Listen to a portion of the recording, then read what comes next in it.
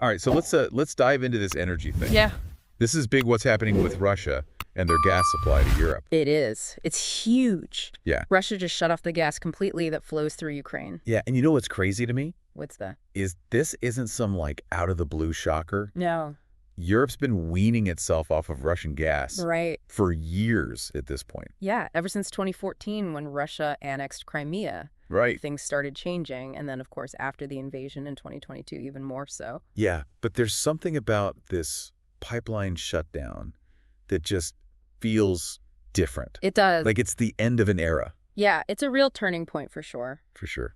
So we've got a lot to unpack here. We do. We've got articles, expert analyses, and even some Oh, yeah. pretty spicy conversations happening online. Yeah, some heated debates for sure. We want to make sure we give you the full picture here. Absolutely.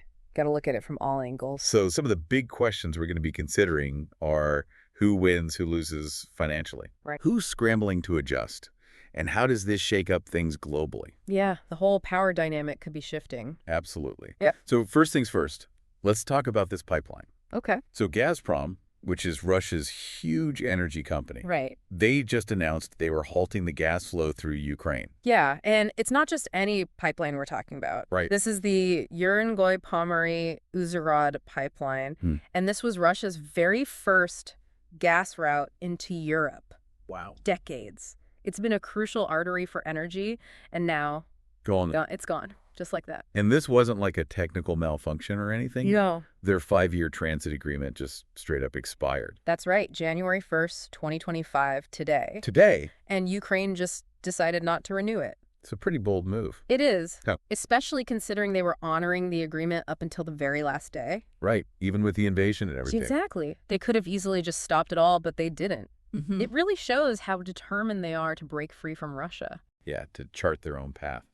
So we've been hearing a lot about Nord Stream 1 and 2, Yeah, Yamal Europe and Turk Stream. right. Where do all those pipelines fit into all of this?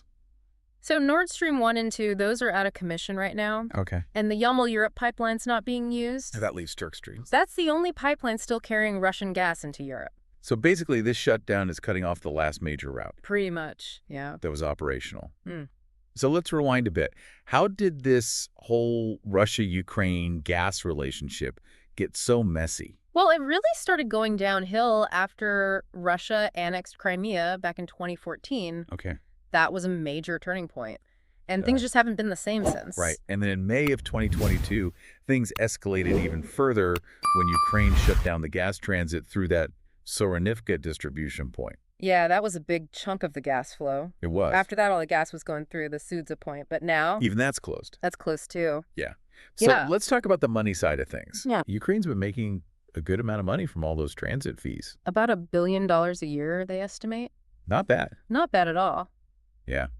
So what about Gazprom on the other side of this? Well, they were reportedly making over $3 billion a year from this whole deal. Wow. But now with the shutdown, analysts are predicting some serious losses. Like how much are we talking? Euromite Impress thinks it could be as high as $5 billion in gas sales. 5 billion. Yeah, so both sides are taking a hit for sure. Right. But Gazprom's losses could be way bigger. Wow. Okay, so the big question now is, how ready is Europe for this? Right. Did they see this coming? It seems like they've been preparing for this for at least a year. Okay. They've been actively looking for different places to get gas from and trying to rely less on Russia. Are they making progress? It looks like it. A lot of European countries have already diversified their suppliers. Like who? Slovakia and Austria, for example. They've already secured new sources. Good for them. What about the countries that are still pretty dependent on Russian gas, though? Yeah. Like Hungary, for example. Hungary's an interesting case. They've been really vocal about needing that Russian gas. Right. And they've actually managed to work out a deal to keep getting it. Really? But it'll be coming through that Turk Stream pipeline we talked about. Interesting. So it sounds like there's a mix of preparedness and vulnerability. Yeah, definitely. And what's the EU saying officially? Yeah, what's the word?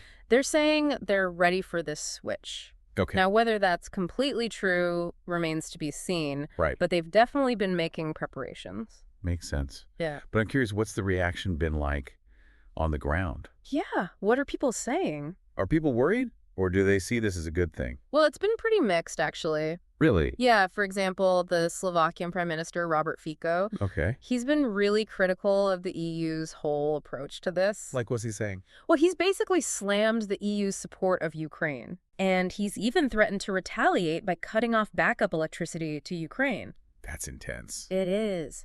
And then you have Moldova, which is heavily reliant on Russian gas. Right.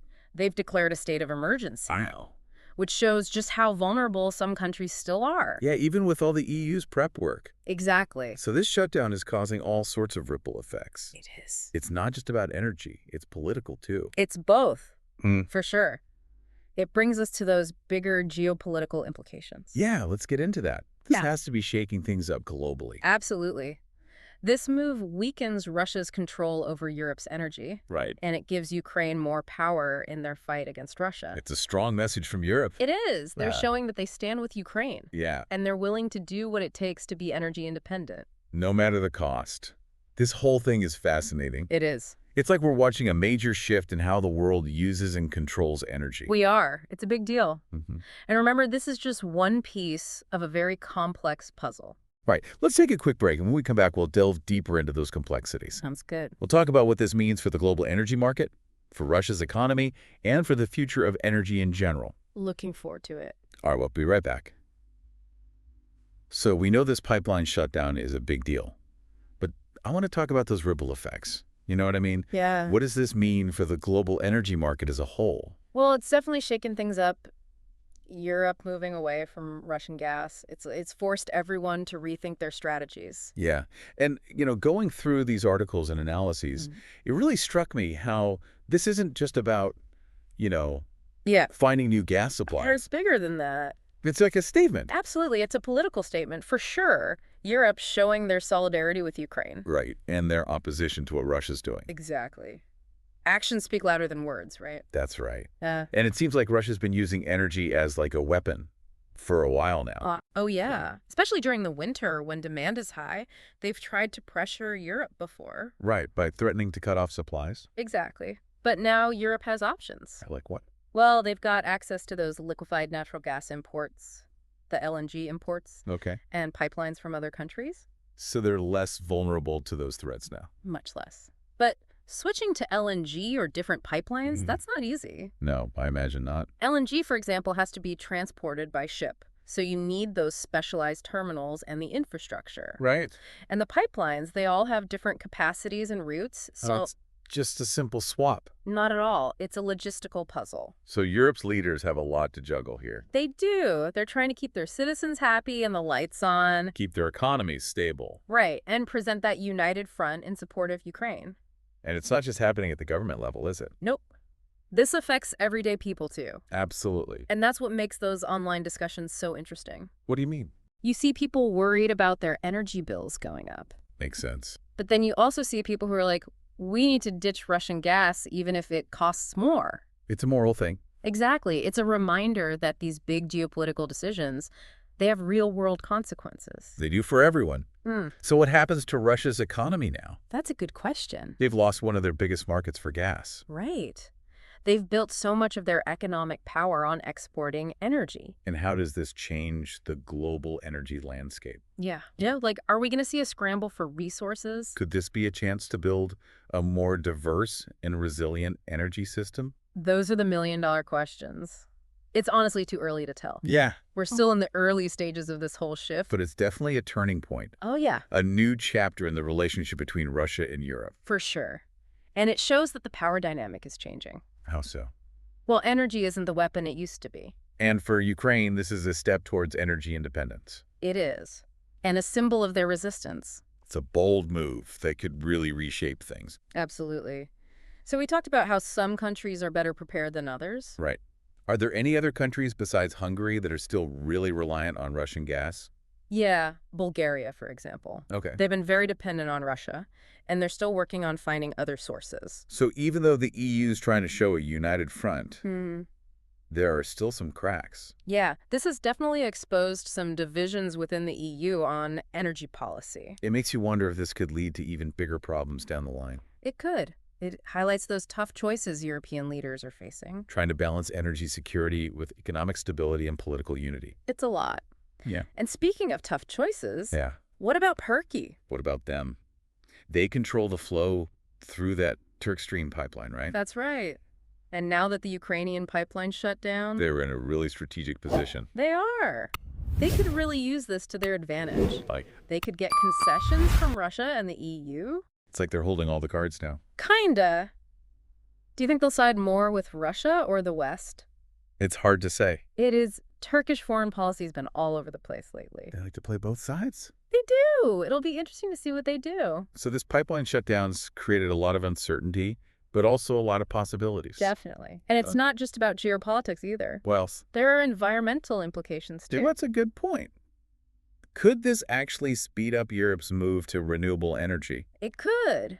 The need to get off Russian gas might just be the push they need to invest in things like wind and solar. A green energy revolution. Maybe. We'll see. So this could actually push Europe towards being more green? Yeah, But I imagine that going green that fast comes with its own problems. it does. It's not like you can just suddenly build a ton of wind farms and solar panels and call it a day. Right. What else has to happen? Well, you need to change the whole energy system. Yeah. Make sure the power grid can handle it, deal with any potential gaps in supply. Right. And it's not a one-size-fits-all solution, is it? No, each country has its own climate and needs and resources. What works for one might not work for another. Exactly. It's complicated, and if they rush the transition, it could cause more problems. Like what? Instability, energy shortages, especially during peak times like winter. And people are already worried about energy costs going up. Right? Imagine if this transition isn't done right. Yeah. There could be a real backlash. Governments have to be smart about this. They do.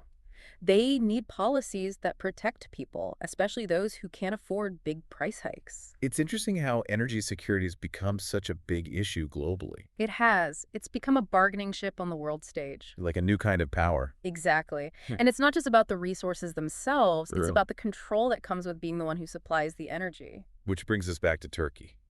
Ah, yes, Turkey. They're in a fascinating position. They have that control over the Turk Stream pipeline. Right, they can leverage that. They could get closer to NATO. They could play both sides and get cozy with Russia. It's a high-stakes game they're playing. It is a geopolitical chess match. So we've talked about a lot today. We have. This pipeline shutting down the scramble for other gas sources, the political consequences, Turkey's new power, and even a potential green energy revolution. It's a lot to process. It really shows how one event can trigger so much change. It does. The world is so interconnected, especially when it comes to energy. Something happens on one side of the world and everyone feels it. Exactly. So as we wrap up here, what's the big takeaway for our listeners? What does this all mean for them? I think the main thing is that the global energy scene is changing big time. It's in flux. Yeah. And the choices made in the next few months and years, they're going to affect everyone. Not just Europe. The whole world. And it's not just about keeping the lights on. It's about so much more. It's about global politics, economics, national security, even the future of the planet. It's a lot. It is. It's a complex and evolving story. And we'll keep following it. We will. This has been a really insightful deep dive. It has. Thanks for helping us understand it all. My pleasure. Always happy to talk about these things. And for our listeners, we hope this has given you a better grasp of what's happening with energy in the world. Yeah, stay informed, stay curious, and think critically about everything you hear. That's great advice. Thanks for joining us, and we'll see you next time.